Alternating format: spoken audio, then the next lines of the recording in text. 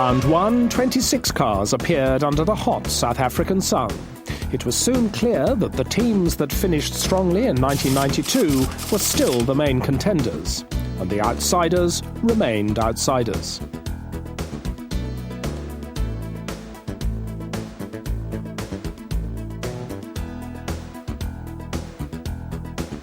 Prost promptly showed that he'd lost none of his skills, and he dominated qualifying from the outset. Schumacher kept his 1992 momentum going and was always near the top, securing third starting position. But Prost's new teammate Damon Hill, whose career was only 2 races old in Formula One, had several spins, but he emerged fourth fastest. Schumacher was a little surprised by the pace of Senna and his new McLaren, especially since the Brazilian's car was powered by an earlier version of the Ford V8 engine than in the Benetton. For many, finding a limit on the dusty Kyalami track was a problem. So, first pole position of the season to Prost, but Senna was less than 1/10 of a second slower. Senna outdragged Prost at the start, and so did Hill. But in the second bend, the Englishman's race was to go very wrong.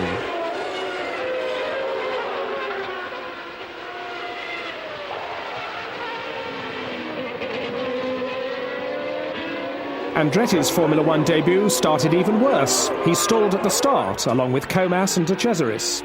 Hill never really recovered from that spin and was removed from the race completely by Alessandro Zanardi in an optimistic passing attempt. After several tries, Prost managed to pass Senna into the first corner.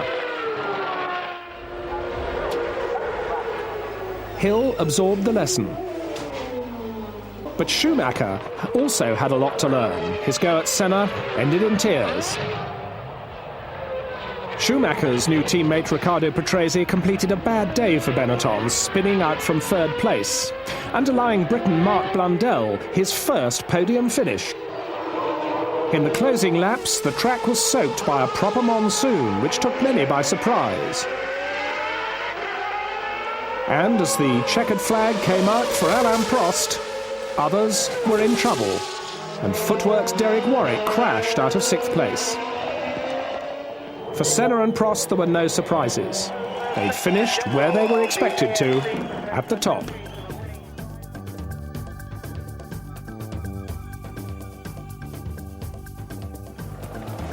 The Brazilian race started traditionally with the popular bicycle race, and it was dominated by the Sauber driver JJ Leto.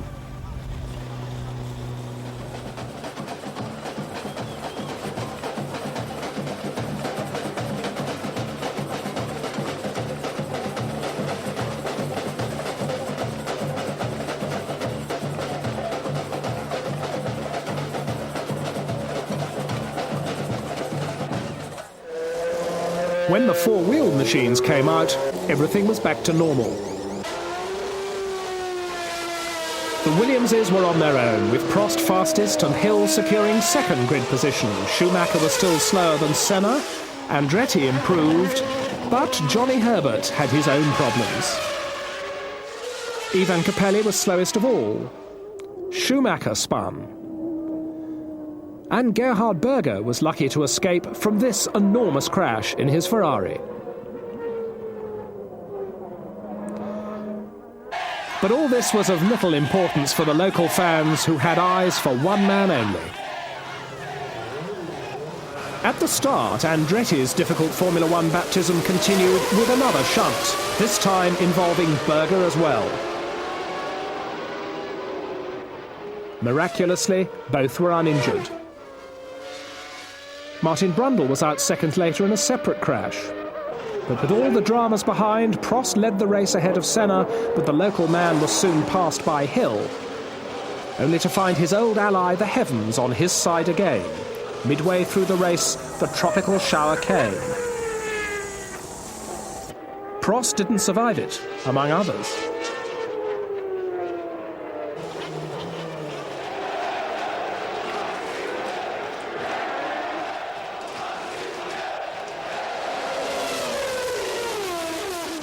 As the rain stopped, Hill was the first to change from wet to dry tyres. Senna soon followed suit and began his charge. The Williams driver in his fourth race played it safe and didn't oppose the Brazilian, and the fans loved it. In the dying laps, Schumacher, recovering after a hectic race, passed Herbert for third, but all that mattered was Senna, and only his second win at home in 10 years.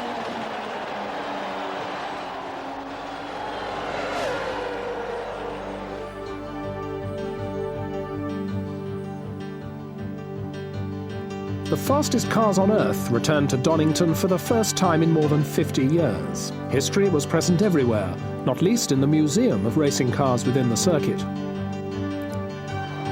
The event was, however, marked by even more bad weather. England was in typical English April mode, and many didn't like it much.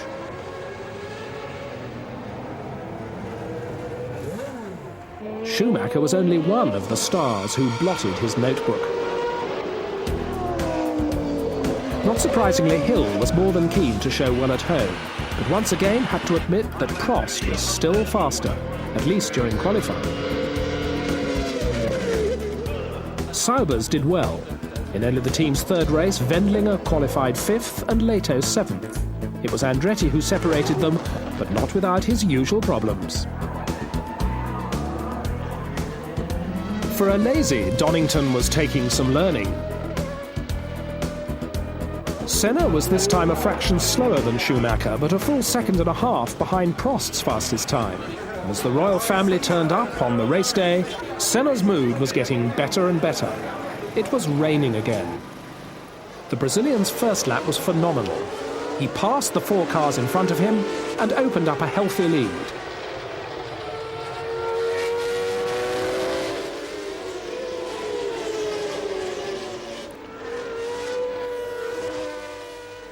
Once ahead of the Williamses, he wouldn't be threatened again for the rest of the afternoon.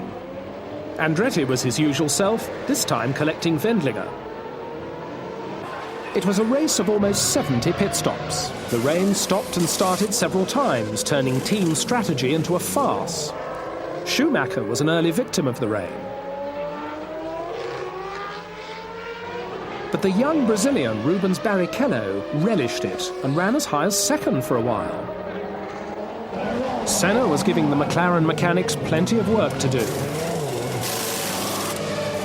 Most of it under the watchful eye of Princess Diana. Prost led for 5 laps after one of Senna's stops, but that was all he could do. Warwick walked home, and Prost lost more time by stalling his engine during one of 7 stops.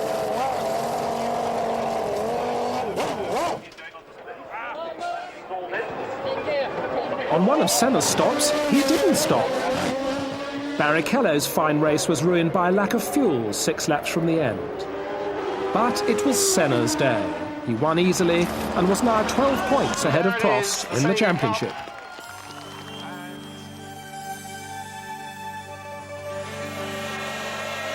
Imola is Ferrari land, and even the lack of form of the red cars couldn't stop thousands of tifosi turning up to support their drivers.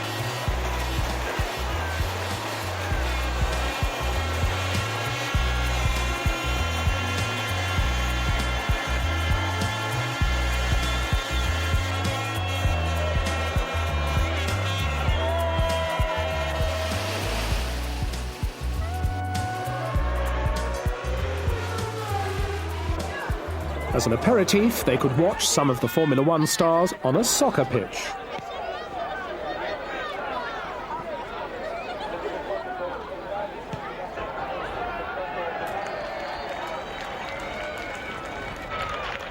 But it was Senna everyone was talking about on Friday morning. Still racing on a race-by-race basis, he arrived at the circuit literally at the last minute after flying overnight from Brazil. And it showed. In qualifying, he was only 4th fastest, again slower than Schumacher. Prost was fastest again, but Hill was getting closer every time. The two were separated by only 1/10 of a second. Everybody else, led by Schumacher, was almost 2 seconds behind. Alesi and Berger were still struggling. but at least the Ferraris were in the top 10.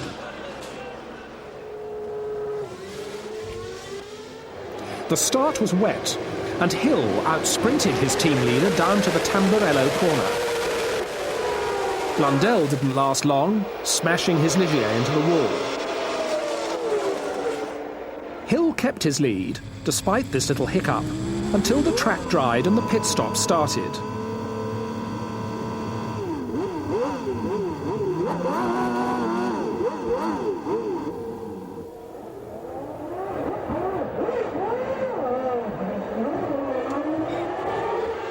Prost's answer to recent criticism of his wet weather driving was this superb manoeuvre.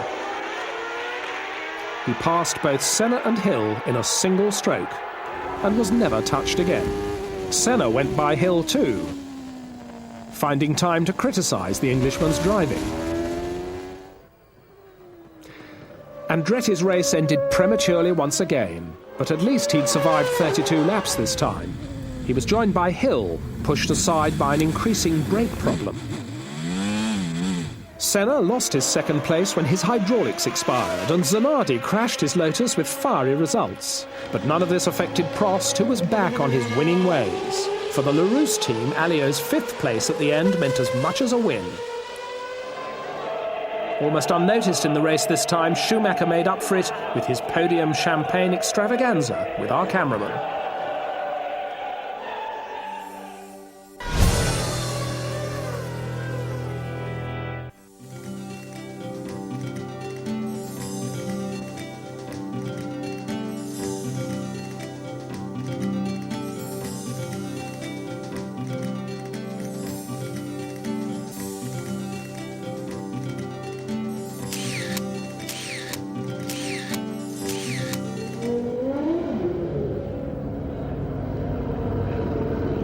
After 4 wet races, it rained in sunny Spain on the Thursday before the race, but from Friday, the weather was perfect. Perfect for Williamses. Hill was fast, but again, not fast enough to match Prost. Schumacher had his problems and was consistently slower than Senna during qualifying. But Prost was in a class of his own again, despite this unusual moment on Friday.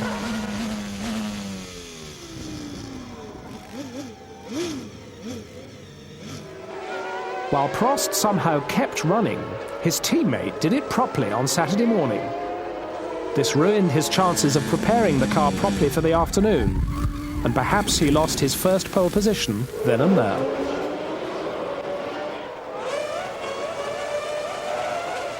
At the start, Prost again failed to capitalise on his pole position. But wheel to wheel into the first corner, he did keep Senna out of second place.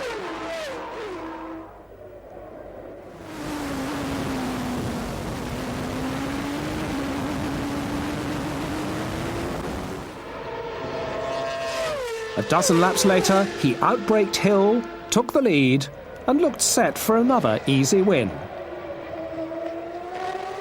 Martin Brundle, meanwhile, negotiated the same corner somewhat less perfectly.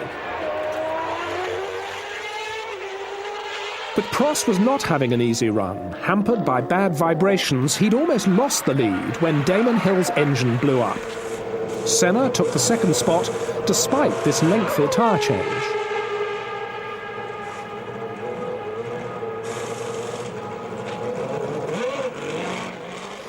Hill was comforted by his wife Georgie, and Schumacher had to take the long way round Zanardi's crippled Lotus. Despite those vibrations, Prost duly took another conclusive win. Senna kept his second, but the broadest smile was Andretti's. He'd finally finished fifth. And Prost now led the championship table by 2 points from Senna.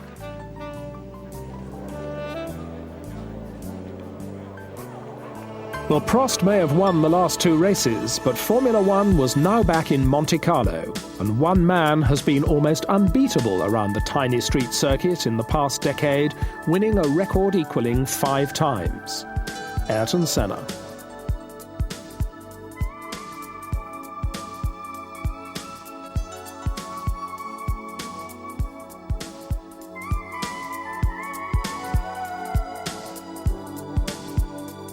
But Senna's task would not be easy this time. Schumacher was driving with more and more assurance, his Benetton now equipped with traction control. On Saturday, the German secured his first front-row start of the year. Almost inevitably, it was Prost who was on pole.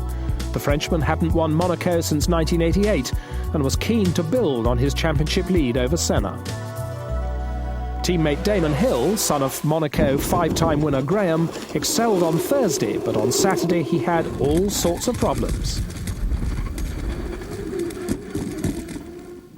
He ended up fourth fastest behind Senna. For once, Prost wasn't slow at the start. In fact, he was a little too fast, and he paid dearly for it.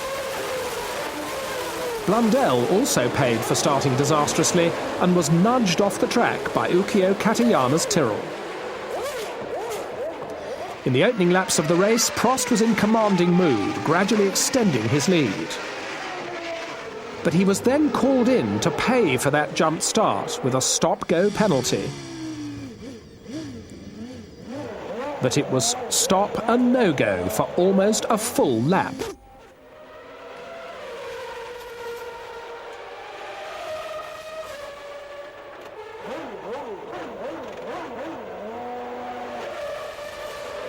All his chances of winning were destroyed, and a faulty clutch was later named the culprit.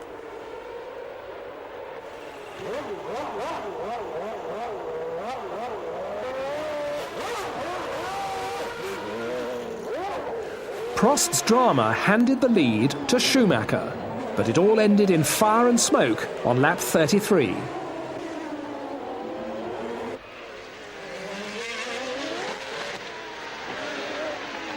So the lead passed to Senna. Ferraris were finally on form and Berger threatened to take Hill's place until he made an ill-judged move in the Lowe's hairpin and ended his race. Hill was able to restart to finish second. And the frustration in the Ferrari camp was eased by Alesi's third place at the end. So Senna won in Monaco for the sixth time. Nobody has ever done that before, and nobody really objected that this was probably the luckiest of his wins. The Brazilian was back on top of the championship table, 5 points ahead of Prost, who at the end finished fourth.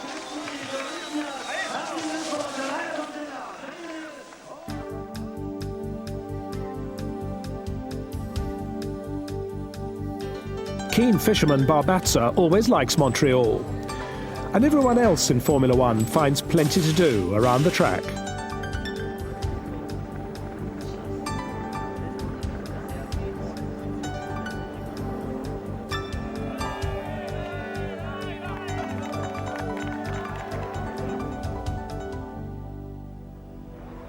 The tight Villeneuve circuit needs good power and good brakes. The Benettons qualified third and fourth. Then came the Ferraris, with Berger fifth ahead of birthday boy Alesi. But the Williams duo were again untouchable, with Prost taking his seventh pole in as many races. Senna had his worst qualifying for years and was only eighth. On Sunday, there were more problems for Andretti. He was left stranded on the grid and had to start 3 laps late. Schumacher fluffed his start completely and was passed by half the field by the first bend. Hill was once again faster than Prost and took the lead. Senna started sensationally, and by the end of the first lap he was fourth after this hair-raising duel with Jean Alesi. 6 laps into the race, Prost passed Hill at the hairpin.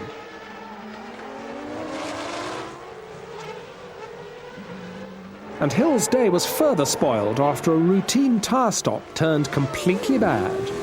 The team was simply not ready for him.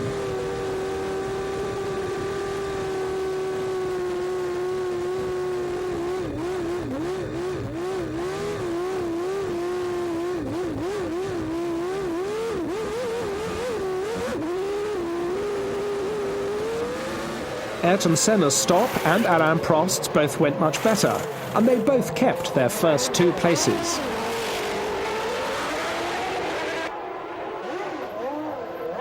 This time the Williams mechanics were determined to get it right.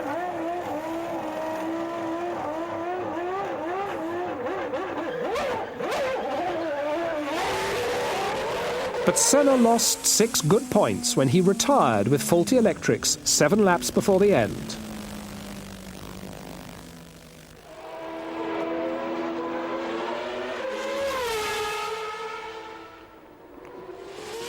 So Prost scored his 4th win of the year and once again took the lead in the championship. Schumacher was a very happy second. But the happiest of them all seemed to be Barbazza. Between the races in Canada and France, the racing world was shocked by the death of 1976 world champion James Hunt. In Manicourt, the biggest news was the arrival at Ferrari of the former Peugeot sports director Jean Todt. Under his expert guidance, Ferrari was finally expected to emerge from its 3-year-long crisis.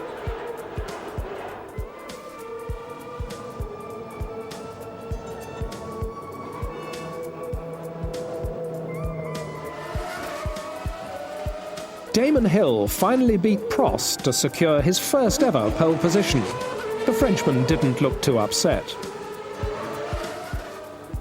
Senna, on the other hand, was unhappy with 5th on the grid, and Andretti, 16th, was almost desperate. But Ligier were delighted. They filled the second row, Martin Brundle this time faster than Marc Blundell.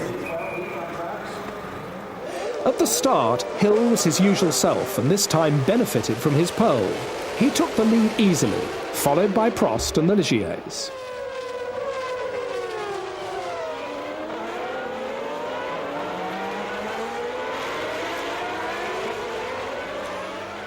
The Briton kept the lead until the mandatory tyre stops midway through the race.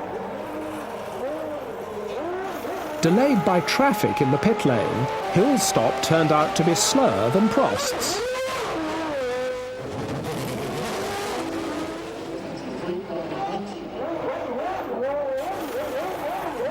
This was enough to give the Frenchman the lead he so badly wanted in his home Grand Prix.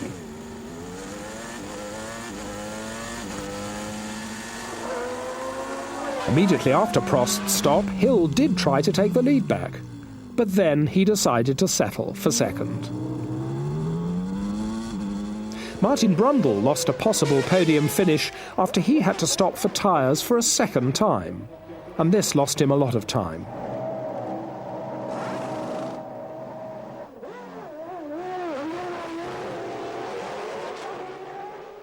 Meanwhile, Michael Schumacher's Ford-powered Benetton finally managed to pass Senna's Ford-powered McLaren for the first time this season on track, to take 3rd place. So Prost and Hill had their demonstration run towards the end, with Hill following the Professor home. For the Frenchman, it was yet another popular home win.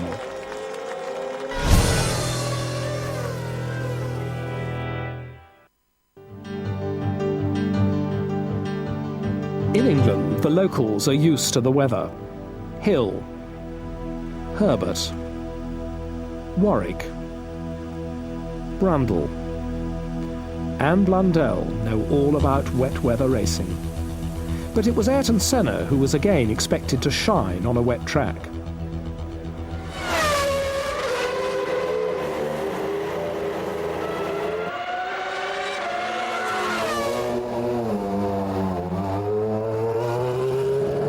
Marc Blundell got it all wrong during Friday qualifying and then had the scare of his life when the 2 McLarens arrived.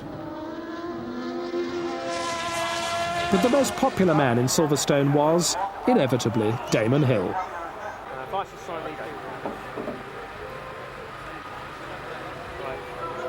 Schumacher tried too hard to match Senna this time. He crashed and had to make do with 4th on the grid behind the Brazilian. Damon Hill was all set for pole and was already celebrating. So was his wife. But then, in the dying qualifying minutes, Prost spoiled the party by taking his 8th pole of the year. As usual, the pole didn't help Prost to take the lead at the start. What's more, he also succumbed to Senna going into the first bend. Andretti was also his usual self, flying off the road at once. Senna and Prost fought a memorable battle before Prost finally got by.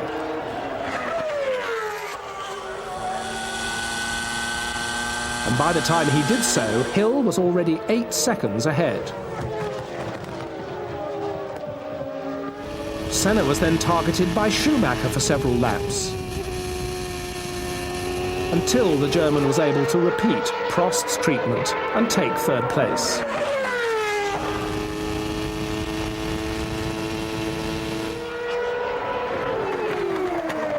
Prost closed the gap to Hill, but never seriously looked like taking the lead.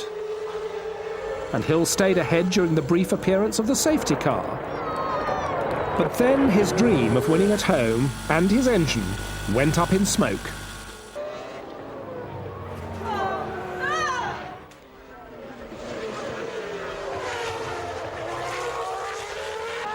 And Senna retired from third place on the last lap for the 3rd year running. So Prost stayed out of trouble and duly snatched another win. Formula One's next stop was Hockenheim, the circuit where an engine's power is more essential than anywhere else. Even though Michael Schumacher didn't have the all-important Renault power behind his shoulders, local fans packed the stands in anticipation. Qualifying was as usual more difficult for some than it was for others. But everybody made sure that every bit of computer information was understood and every nut was properly tightened.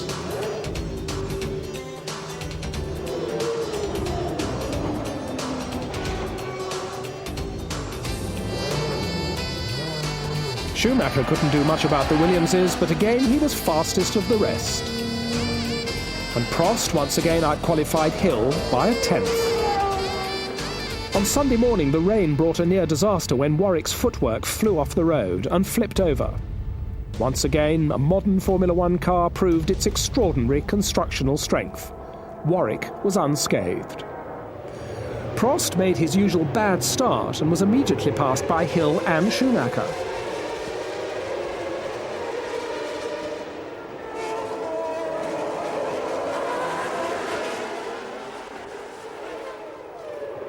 When Senna tried the same in the first chicane, the two touched, and the Brazilian spun.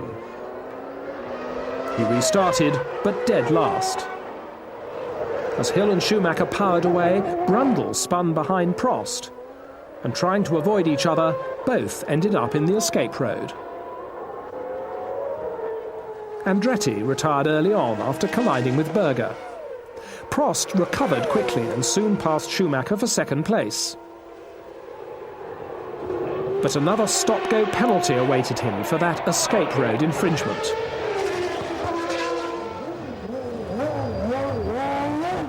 Meanwhile, Berger and Blundell, fighting for what was to be third place, had some hair-raising moments. Prost continued, and this time he didn't stall his engine. Hill had built a solid lead and looked set for his first win when just 2 laps from the flag, his left rear tyre disintegrated. Once again, Prost had been given a win on a plate.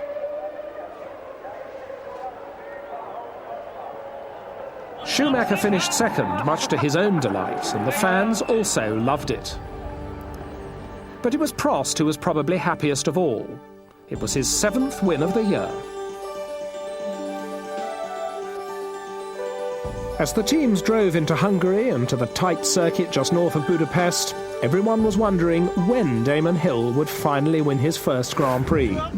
He had obviously matured into a potential winner, and only cruel luck had deprived him of taking the last 2 races. Would the Hungaroring bring him a change of luck?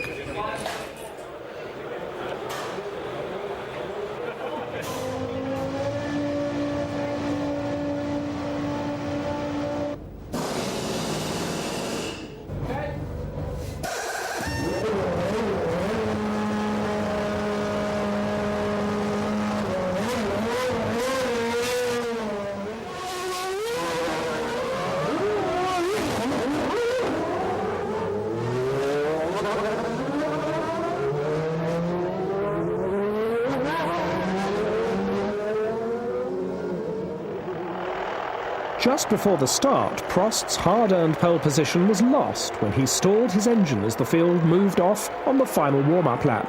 He would have to start from the back of the pack. Not only did this make things easier for Hill, who'd been second fastest in qualifying, but it also made Prost's own chances of winning very slim indeed, for this is a notoriously difficult circuit on which to overtake.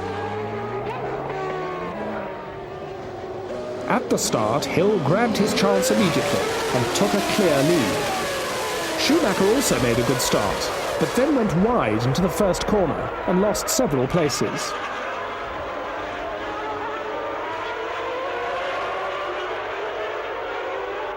Hill was evidently in a class of his own, effortlessly pulling away from Senna, and the Brazilian was pulling away from everybody else.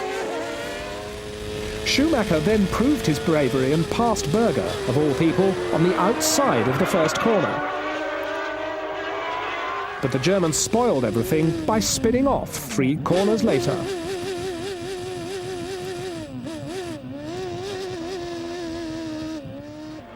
Alesi did considerably worse, but escaped only mildly shaken from this moment.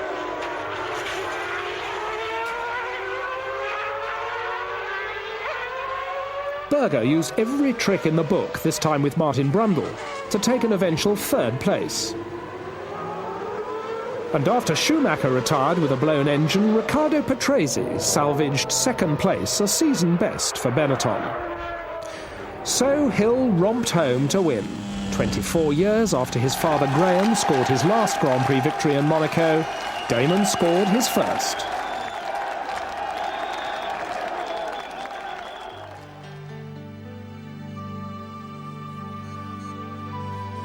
Spa is very much a Schumacher favourite.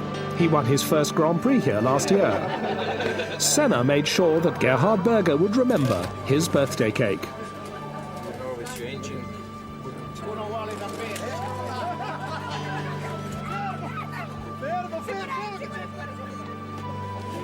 Everyone wondered whether Schumacher could win again on this wonderful circuit. But Spa can be cruel. On Friday morning, Alessandro Zanardi had a colossal accident.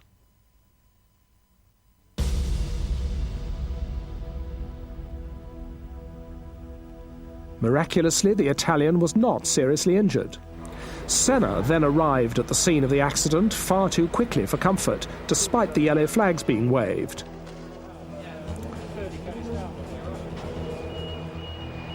Later, he had some explaining to do. As usual, Prost dominated the rest of qualifying and clocked his 11th pole position. The footworks finally started to work well. Warwick and Suzuki qualified 7th and 6th. But the Ferrari hard times continued. Berger's car caught fire in the pit lane, and Alesi was left stranded out on the circuit.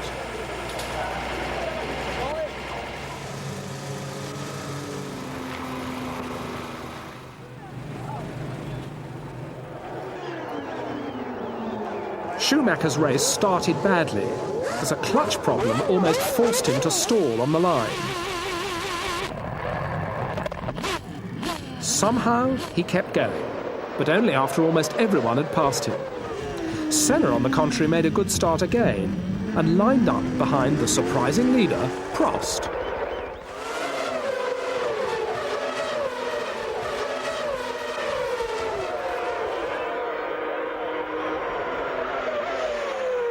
But Senna succumbed to Hill's power as soon as lap 2. And Schumacher was making frantic progress further down the field.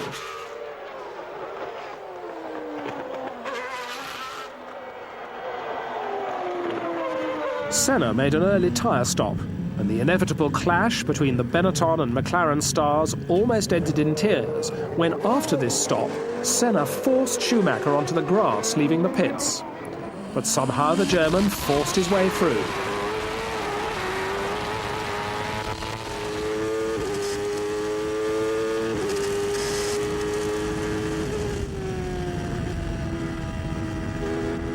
It was Prost's turn this time to have a slightly slower pit stop, even by Williams' not brilliant standards. and as he went out of the pits, Hill was approaching. Down the hill, Hill ruthlessly flashed by, never to be approached again.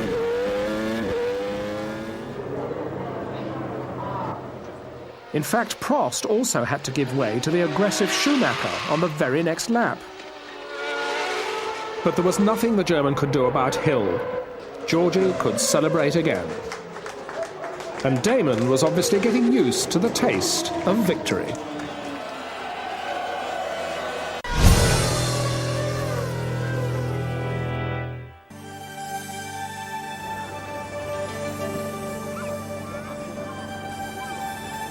The Italians love soccer, and they love skiing, but at Monza they love Ferrari best. There were new faces at Monza, Marco Apicella for Boutsen at Jordan, and Portuguese star Pedro Lamy for Zanardi at Lotus. A new Ilmor engine at Sauber. And Michael Andretti having his final Grand Prix. But Prost on pole position was no news. At the end of qualifying, Ferraris were the main story. Berger emerged unhurt from this little misunderstanding with his own teammate, Jean Alesi.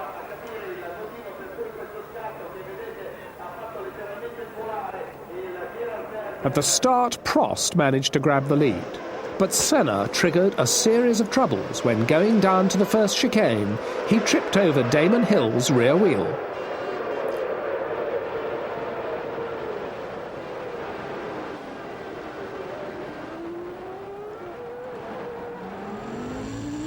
Damon managed to keep going, albeit on the grass, but 5 cars, including both Footworks and both Jordans, were eliminated. As Prost calmly led the rest of the field, Andretti again compromised his race early on. This time he would recover and finish on the podium. Schumacher made some enemies around the track when he passed Alesi for second place soon after the start. And Hill, who dropped back to 8th after the initial hiccup, was on his way back and passed Berger in the process. Senna thought he was on his way back as well, until this happened. The innocent victim was Martin Brundle. Hill passed Alesi for 3rd. And it became 2nd after Schumacher's engine expired in an expensive way on lap 22. With 5 laps to go, Prost was ready for another win, but now it was his turn to have rotten luck.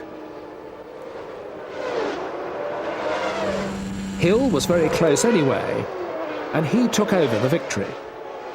But the excitement wasn't over yet. This was how Christian Fittipaldi finished 8th.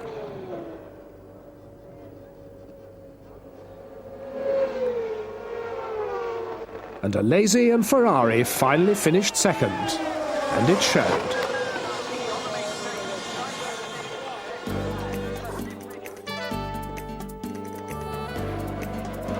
Mika Häkkinen's prayers were answered at Estoril. Andretti's departure had promoted him from test driver to Senna's number 2. It's also a little bit lucky also, you know, just you need some luck. Schumacher wasn't happy during qualifying. This was one of 4 spins over the 2 days.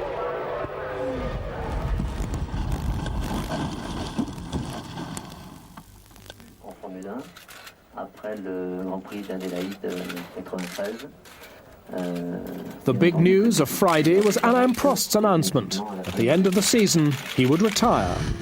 But in his efforts to earn pole, he made a rare mistake. So Damon Hill took his 2nd pole of the year.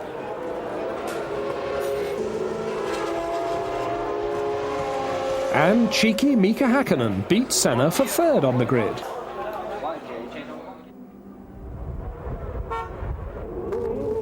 At the start, Hill stalled his engine as the field moved off on the final warm-up lap. He would have to start from the back of the pack.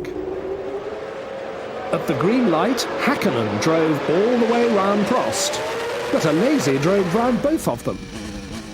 And it was a Ferrari in the lead.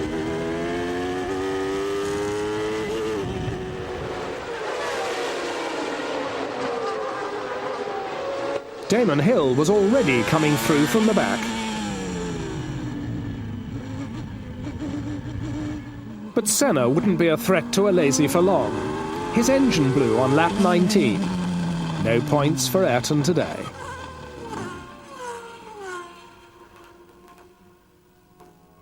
On the same lap, both Alesi and Häkkinen were in for tyres.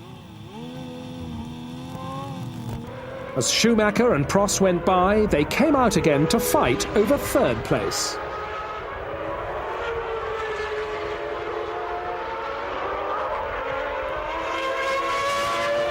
It was a fierce and bitter battle, but Alesi used the Ferrari's power to block every move that Häkkinen made.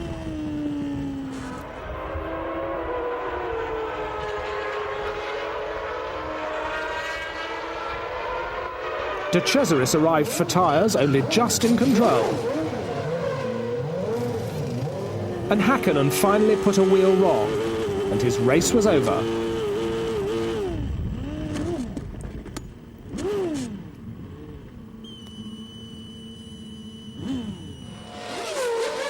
Gerhard Berger came storming out of the pits and lost it in a big way. How did Comas, Warwick and Leto miss him? Schumacher still had the lead, but Prost still had a championship to win.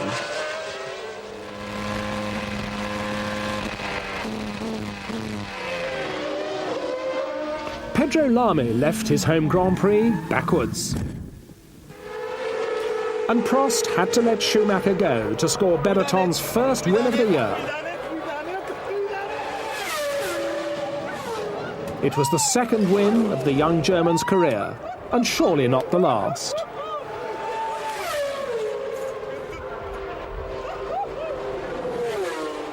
But Prost's second place had clinched his fourth World Championship title. And Damon Hill had come through to take third.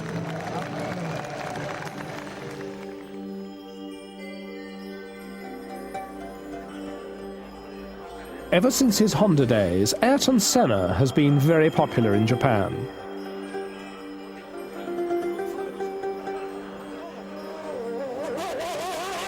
But the public's attention was also caught by some new faces. Eddie Irvine was the latest Jordan recruit. Local hero Toshio Suzuki joined Larousse instead of regular Philippe Alliot, while Frenchman Jean-Marc Gounon replaced Christian Fittipaldi at Minardi. At Ferrari, nothing new. Jean Alesi having another accident on Saturday morning, but he was uninjured. But later that day, Gerhard Berger finally reminded us of his glory days by holding pole position for a while. Eventually he finished only fifth fastest, but Ferrari was clearly on the way back. It was Prost who again spoiled the party with his 13th pole position of the season. Whatever advantage Prost had had in qualifying, he lost immediately at the start when Senna passed him into the first corner. Schumacher made a slowish start and found himself briefly behind the startling debutant Irvine. Hill also started badly, but was soon fighting back. He passed Schumacher by sheer power on lap 8. Passing Berger proved less easy, and the victim of this tangle turned to be the closely following Schumacher. Senna held command of the race until the tyre stops, when Prost went in front.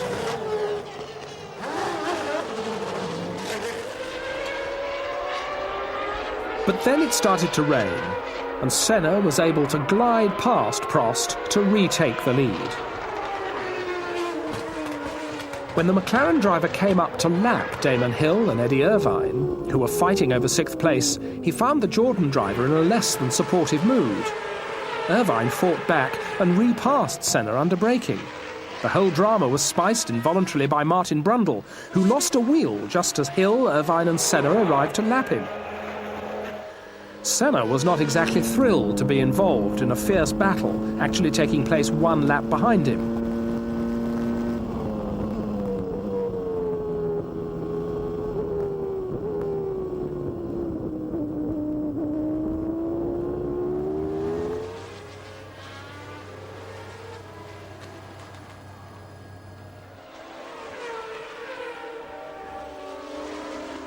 Patrese crashed heavily on lap 46. And Irvine pushed Warwick out of the way to 6th place 3 laps later. Pedro Lamy survived another crash 4 laps before the flag. But the day belonged to Senna and McLaren's boss, Ron Dennis. The two of them forgot all their recent misunderstandings in an emotional embrace after the race. Irvine was pleased with himself as well, but he was yet to meet Ayrton Senna.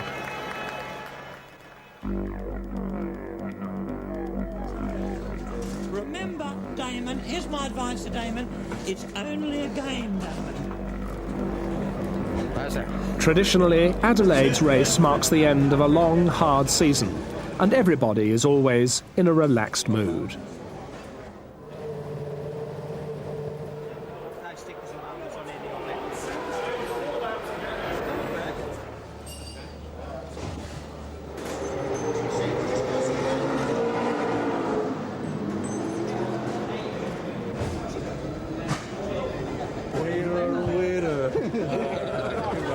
Very weird. Yeah. Wait till it gives you a kiss. The Ferrari drivers found out that the new speed of their cars also brought some new worries. Senna, however, relished the tricky street track and posted his first pole position of the year. Prost, about to start his last ever race, was half a second slower this time and worried. Starting his last race for McLaren from pole position, Senna went straight into the lead on the green light, ahead of Prost, Hill and the rest.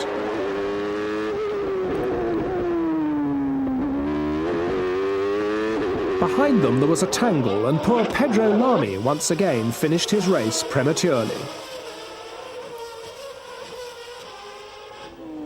With Senna and Prost pulling away, Häkkinen and Hill fought for third place before Hill made the definitive pass.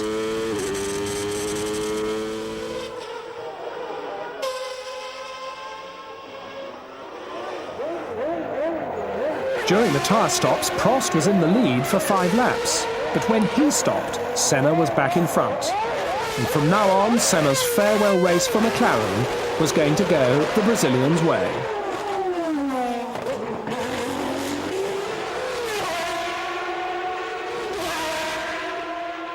Häkkinen's day was spoiled when he retired with brake trouble. And Lehto's final race for Sauber ended like this.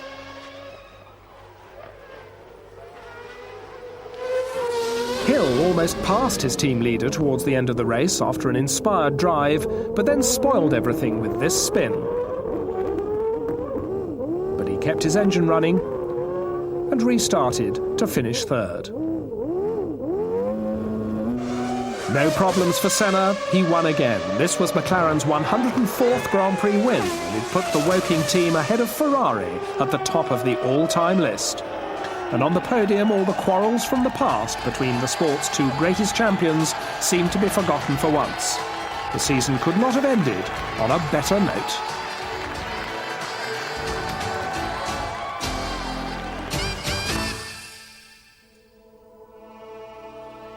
So, at the end of a long, hard season, in the Constructors' Championship, it was Lotus Ford, a hard-trying 6th. Ligier Renault, 5th, in their best year in recent times.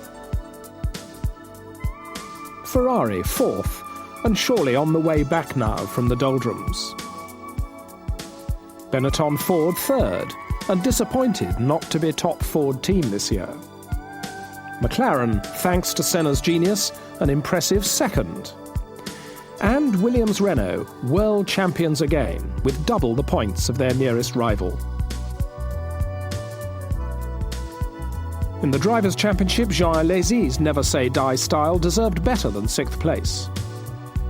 Riccardo Patrese was a somewhat subdued 5th. And his teammate Michael Schumacher, a strong and always stylish 4th. For Damon Hill, a superb 3rd place in his first full season. For Ayrton Senna, 5 victories and a richly deserved 2nd place. And for the 4th time, the world champion, Alain Prost.